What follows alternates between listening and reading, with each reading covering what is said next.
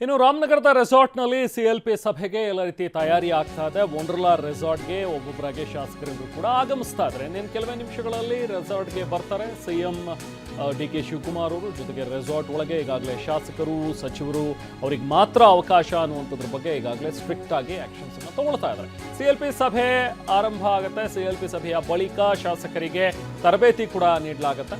ಇನ್ನು ನಾಳೆಯೂ ಕೂಡ ರೆಸಾರ್ಟ್ನಲ್ಲೇ ಅವರು ಉಳಿದುಕೊಳ್ತಾರೆ ಶಾಸಕರು. ಈಗ ರೆಸಾರ್ಟ್ ಸುತ್ತಮುತ್ತ ಬಿಗಿ ಪೊಲೀಸ್ ಬಂದೋಬಸ್ತನ್ನು ಕೂಡ ಏರ್ಪಡಿಸಲಾಗಿದೆ. SP ಶ್ರೀನಿವಾಸ್ ಗೌಡ ಅವರ ನೇತೃತ್ವದಲ್ಲಿ ಬಂದೋಬಸ್ತನ್ನು ಈಗ ಮಾಡಿದ್ದಾರೆ. ಸೊ ಪರಿಷತ್ಗೆ ನಡೆಯುವಂಥ ಒಂದು ಚುನಾವಣೆ ನೇರವಾಗಿ ಇಲ್ಲಿಂದ ನಡೆದು ಎಲ್ಲ ಶಾಸಕರೆಲ್ಲರೂ ಕೂಡ ಇಲ್ಲಿಂದನೇ ಹೊರಡ್ತಾರೆ ಅನ್ನುವಂಥದ್ರ ಬಗ್ಗೆನೂ ಕೂಡ ಸಿಕ್ಕಿರುವಂತಹ ಮಾಹಿತಿ. ಸೊ ಇವತ್ತು ಶಾಸಕಾಂಗ ಪಕ್ಷದ ಸಭೆಯನ್ನು ಇಲ್ಲೇ ರೆಸಾರ್ಟ್ನಲ್ಲೇ ಮಾಡ್ತಾರೆ. ಇನ್ನೇನು ಕೆಲವೇ ಹೊತ್ತಿನಲ್ಲಿ ಸಿಎಂ ಡಿ ಕೆ ಶಿವಕುಮಾರ್ ಅವರು ಕೂಡ ಅಲ್ಲಿಗೆ ಬರ್ತಾರೆ. ಇವತ್ತು ಬೆಳಿಗ್ಗೆ ಕೂಡ ಅವರು ಮಾಜಿ ಸಿಎಂ ಸಿದ್ದರಾಮಯ್ಯ ಅವರನ್ನು ಕೂಡ ಭೇಟಿ ಮಾಡಿ ಮಾತಾಡಿದ್ರು. ಅವರು ಕೂಡ CLPಗೆ ಬರ್ತಾರೆ. ಸಂಜೆ 6 ಗಂಟೆ ಸುಮಾರಿಗೆ ಕಾಂಗ್ರೆಸ್ ಶಾಸಕಾಂಗ ಪಕ್ಷದ ಸಭೆ ಇದೆ ಅನ್ನುವಂಥದ್ದು ಈಗ ಕ್ಲಿಯರ್ ಆಗಿದೆ. CLP ಮೀಟಿಂಗು ಮುನ್ನ ನಾನು ಆಗಲೇ ಹೇಳ್ತಾ ಇದ್ದಾಗೆ ಸಿದ್ದರಾಮಯ್ಯ ಅವರನ್ನ ಹೋಗಿ ಭೇಟಿ ಮಾಡಿದ್ರು ಸಿಎಂ ಡಿ ಕೆ ಶಿವಕುಮಾರ್ ಅವರು. ಸಿದ್ದರಾಮಯ್ಯ ಅವರ ಕಾವೇರಿ ನಿವಾಸದಲ್ಲಿ ಸಿದ್ದರಾಮಯ್ಯ ಅವರ ಜೊತೆಗೆ DK ಮಾತುಕತೆಯನ್ನು ನಡೆಸಿದ್ದಾರೆ. ಸಂಜೆ ಬಿಡದೆ ರೆಸಾರ್ಟ್ನಲ್ಲೇ ನಡೆಯಲಿರುವಂತಹ CLP ಶಾಸಕಾಂಗ ಪಕ್ಷದ ಸಭೆಗೆ ಮಾಜಿ ಸಿಎಂ ಸಿದ್ದರಾಮಯ್ಯ ಅವರು ಕೂಡ ಬರ್ತಾರೆ. ಇನ್ನು DK ಶಿವಕುಮಾರ್ ಅವರು ಕೂಡ ಬರ್ತಾರೆ. ಅಲ್ಲೇ ಸಭೆ ಆಗುತ್ತೆ. ಅದಾದ ನಂತರ ತರಬೇತಿ ಇನ್ ದ ಸೆನ್ಸ್ ಹೇಗೆ ಮತ ಚಲಾವಣೆಯನ್ನು ಮಾಡಬೇಕು ಅನ್ನುವಂಥ ಒಂದು ಬಗ್ಗೆ ಅಲ್ಲಿ ಒಂದು ರೌಂಡ್ ಅವರಿಗೆ ತರಬೇತಿಯನ್ನು ಕೂಡ ನೀಡಲಾಗುತ್ತೆ.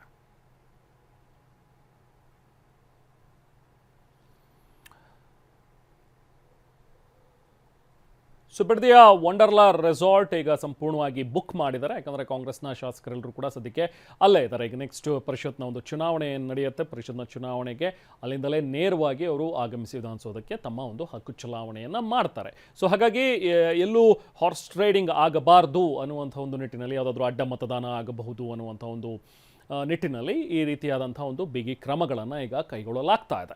ಸೊ ಹಾಗಾಗಿನೇ ಎಲ್ಲರೂ ಕೂಡ ರೆಸಾರ್ಟ್ನಲ್ಲಿ ಇಟ್ಟಿದ್ದಾರೆ. ಇವತ್ತು ನಿನ್ನೆಯಿಂದನೇ ಅವರೇನು ಬೀಡು ಬಿಟ್ಟಿದ್ದಾರೆ. ಇವತ್ತೇ ಫುಲ್ ಅಲ್ಲೇ ಇರ್ತಾರೆ, ನಾಳೆಯೂ ಕೂಡ ಅಲ್ಲೇ ಇರ್ತಾರೆ. ಅದಾದ ನಂತರ ಅವ್ರು ನೇರವಾಗಿ ಎಲೆಕ್ಷನ್ ನಡೆಯುವಾಗ ಮತದಾನಕ್ಕೆ ಹೋಗ್ತಾರೆ. CLP ಸಭೆಯಲ್ಲಿ ಅನಾರೋಗ್ಯದ ಕಾರಣದಿಂದಾಗಿ ಪರಮೇಶ್ವರ್ ಬರ್ತಾ ಇಲ್ಲ ಅನ್ನುವಂಥದ್ರ ಬಗ್ಗೆ ಮಾಹಿತಿ ಸ್ಪಷ್ಟವಾಗ್ತದೆ. ಪತ್ರದ ಮೂಲಕ ಮಾಹಿತಿಯನ್ನು ಕೊಟ್ಟಿದ್ದಾರೆ ಈಗಾಗಲೇ ಪರಮೇಶ್ವರ್ ಅವರು. CLP ಕಾರ್ಯದರ್ಶಿ ಅಲ್ಲಮಪ್ರಭು ಪಾಟೀಲ್ ಅವರಿಗೆ ಪತ್ರವನ್ನು ರವಾನಿಸಿದ್ದಾರೆ. CLP ಸಭೆಯಲ್ಲಿ ಭಾಗವಹಿಸೋದಕ್ಕೆ ಸಾಧ್ಯ ಆಗ್ತಾ ಇಲ್ಲ ಅನಾರೋಗ್ಯದ ಕಾರಣ ಅಂತ ಹೇಳಿ DCM ಡಾಕ್ಟರ್ G ಪರಮೇಶ್ವರ್ ಅವರು ಪತ್ರ ಬರೆದಿದ್ದಾರೆ. ಪ್ರತಿನಿಧಿ ಪ್ರಸನ್ನ ನಮ್ಮ ಜೊತೆಗೆ ಜಾಯ್ನ್ ಆಗಿದ್ದಾರೆ, ಮಾತಾಡೋಣ. ಪ್ರಸನ್ನ, ಈಗ CLP ಮೀಟ್ ಇವತ್ತು ಸಂಜೆ 6 ಗಂಟೆಗೆ ನಿಗದಿಯಾಗಿದೆ. ಸೊ ಬಹುಶಃ ಈಗಾಗಲೇ ಎಲ್ಲ ತಯಾರಿ ಆಗಿದೆ ಅಂತ ಅನ್ಸುತ್ತೆ. ಎಲ್ಲ ಶಾಸಕರು ಕೂಡ ಬಹುಶಃ ಇರ್ಬೋದು ರೆಸಾರ್ಟ್ನಲ್ಲೇ. DCM ಮಾತ್ರ ಇವತ್ತಿನ ಒಂದು ಸಭೆಗೆ ಹಾಜರಾಗ್ತಾ ಇಲ್ಲ. ಪ್ರಸನ್ನ, ಹೇಗಿದೆ ಅಲ್ಲಿನ ಒಂದು ಸಿದ್ಧತೆ? ಇದೆಲ್ಲವೂ ಕೂಡ ಸದ್ಯಕ್ಕೆ ವಾತಾವರಣ ಹೇಗಿದೆ ಪ್ರಸನ್ನ? ರೆಹಮಾನ್, ಇದೀಗ ಬಿಡದಿ ಬಳಿಯ ವಂಡರ್ಲಾ ರೆಸಾರ್ಟ್ನಲ್ಲಿ ಕಾಂಗ್ರೆಸ್ ಶಾಸಕಾಂಗ ಸಭೆಯನ್ನು ನಡೆಸೋದಕ್ಕೆ ಸಮಯ ನಿಗದಿಯಾಗಿದೆ. ಇನ್ನು ಕೆಲವೇ ಕ್ಷಣಗಳಲ್ಲಿ ಬಹುತೇಕ ಎಲ್ಲ ಶಾಸಕರು ಕೂಡ ಬಂದು ಇಲ್ಲಿ ಅಸೆಂಬಲ್ ಆಗ್ತಾರೆ. ಒಂದು ಮುಖ್ಯವಾಗಿ ಜೂನ್ 18ನೇ ತಾರೀಕು ಅಂದರೆ ನಾಡಿದ್ದು ನಡೀತಾ ಇರುವಂತಹ ಚುನಾವಣೆ ಕಾಂಗ್ರೆಸ್ನ ಪಾಲಿಗೆ ಅತ್ಯಂತ ಮಹತ್ವದ್ದಾಗುತ್ತೆ. ಕಾಂಗ್ರೆಸ್ 5ನೇ ಕ್ಯಾಂಡಿಡೇಟನ್ನು ಹಾಕಿರೋದ್ರಿಂದಾಗಿ ಒಂದೊಂದು ಮತ ಕೂಡ ಇಂಪಾರ್ಟೆಂಟು. ಮತ್ತು ಪ್ರತಿ ಕ್ಯಾಂಡಿಡೇಟ್ಗೂ ಕೂಡ ಒಂದೊಂದು ಮತ ಹಾಕುವಂಥ ಸಂದರ್ಭದಲ್ಲಿ ಯಾವುದೇ ರೀತಿಯ ಅಸಿಂಧು ಆಗಬಾರ್ದು, ತಪ್ಪುಗಳಾಗಬಾರ್ದು ಅನ್ನುವಂಥ ಕಾರಣಕ್ಕೋಸ್ಕರ ಎಲ್ಲರೂ ಕೂಡ ಒಗ್ಗಟ್ಟಾಗಿ ಸೇರಿಸಿ ಒಂದು ತರಬೇತಿ ಕೊಡುವಂತಹ ಕೆಲಸಕ್ಕೆ ಇವತ್ತಿನ ಶಾಸಕಾಂಗ ಸಭೆಯಲ್ಲಿ ಮುಂದಾಗ್ತಾ ಇದ್ದಾರೆ. ಶಾಸಕಾಂಗ ಸಭೆಗೆ ಇನ್ನು ಎಲ್ಲರೂ ಕೂಡ ಆಗಮಿಸಿಲ್ಲ, ಒಬ್ಬೊಬ್ಬರಾಗಿ ಆಗಮಿಸ್ತಾ ಇದ್ದಾರೆ. ಸಂಜೆ 6 ಗಂಟೆಗೆ ಶಾಸಕಾಂಗ ಸಭೆ ಇರುವಂತಹ ಕಾರಣಕ್ಕೋಸ್ಕರ ಮುಖ್ಯಮಂತ್ರಿ DK ಶಿವಕುಮಾರ್ ಅವರು ಕೂಡ ಬೆಂಗಳೂರಿಂದ ಹೊರಟು ಬಿಡದಿಯನ್ನು ಇನ್ನೇನು 6-6:30 ಸುಮಾರಿಗೆ ಬಂದು ತಲುಪಬಹುದು. ಮುಖ್ಯಮಂತ್ರಿ ಆದ ಬಳಿಕ DK ಶಿವಕುಮಾರ್ ಅವರಿಗೆ ಇದು ಮೊದಲ ಶಾಸಕಾಂಗ ಸಭೆ ಆಗುತ್ತೆ. ಈ ಶಾಸಕಾಂಗ ಸಭೆಯಲ್ಲಿ ತಮ್ಮನ್ನ ಒಗ್ಗೂಡಿಸುವಂತ ಒಂದು ಪ್ರಯತ್ನವನ್ನ ಕಾಂಗ್ರೆಸ್ ಮಾಡ್ತಾ ಇದೆ. ಜೊತೆಗೆ ಕಾಂಗ್ರೆಸ್ ಕೆಲವೊಂದಿಷ್ಟು ಶಾಸಕರನ್ನ ಮತ್ತು ಪಕ್ಷೇತರರು ಯಾರು ಬೆಂಬಲವನ್ನ ಕೊಟ್ಟಿದ್ದಾರೆ ಅವ್ರನ್ನ ಸಂಪರ್ಕಿಸುವಂತ ಕೆಲಸವನ್ನ ಕುಮಾರಸ್ವಾಮಿ ಅವರು ಮಾಡ್ತಿದ್ದಾರೆ, JDSನ ನಾಯಕರು ಮಾಡ್ತಿದ್ದಾರೆ ಎನ್ನುವಂಥದ್ದು ಕಾಂಗ್ರೆಸ್ನ ನಾಯಕರಿಗೆ ಇರುವಂತಹ ಗುಮಾನಿ. ಆ ಗುಮಾನಿಯನ್ನ ಸರಿಪಡಿಸಿಕೊಳ್ಬೇಕು ಅನ್ನುವಂಥ ಕಾರಣಕ್ಕೋಸ್ಕರ ಎಲ್ಲರೂ ಕೂಡ ಒಂದೇ ಕಡೆ ಇಟ್ಟು, ಜೊತೆಗೆ ಜೂನ್ 18ನೇ ತಾರೀಕು ನೇರವಾಗಿ ವಿಧಾನಸೌಧಕ್ಕೆ ಇದೇ ರೆಸಾರ್ಟ್ನ ಮೂಲಕ ನೇರವಾಗಿ ತೆರಳಿ ಮತದಾನ ಪ್ರಕ್ರಿಯೆಯಲ್ಲಿ ಭಾಗಿಯಾಗಬೇಕು ಅಂತ ಹೇಳಿ ಕೂಡ ತೀರ್ಮಾನ ಆಗಿದೆ. ಒಂದು 3-4 MLAಗಳು ಇವತ್ತಿನ ಶಾಸಕಾಂಗ ಸಭೆಗೆ ಗೈರು ಹಾಜರಾಗುವಂಥ ಸಾಧ್ಯತೆಗಳಿದ್ದಾವೆ.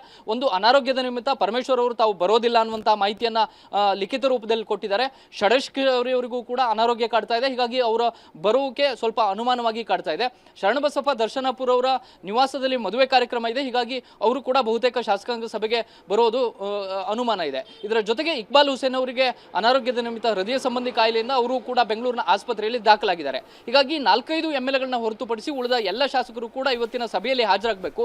ಶಾಸಕಾಂಗ ಸಭೆ ಪ್ರಾರಂಭ ಆದ ತಕ್ಷಣ 5 ಕ್ಯಾಂಡಿಡೇಟ್ಗಳಿಗೆ ಶಾಸಕರನ್ನ ಡಿವೈಡ್ ಮಾಡುವಂತ ಕೆಲಸವನ್ನ ಎಲ್ಲ ನಾಯಕರು ಕೂಡ ಮಾಡ್ತಾರೆ. ಅಂದ್ರೆ ಹರಿಪ್ರಸಾದ್ ಅವರು ಕ್ಯಾಂಡಿಡೇಟ್ ಆಗಿದ್ದಾರೆ, ಅವರಿಗೆ ಯಾವೆಲ್ಲ ಶಾಸಕರು ಮತ ಹಾಕಬೇಕು, ಅವರ ಪ್ರಕ್ರಿಯೆ ಹೇಗಿರಬೇಕು ಅನ್ನುವಂಥದ್ದು ಸುಮಾರು 5 ವಿಂಗಡಣೆಯನ್ನ ಮಾಡಿ ಅವರಿಗೆ ತರಬೇತಿ ಕೊಡುವಂತ ಕೆಲಸ ಇವತ್ತು ನಡೆಯುತ್ತೆ.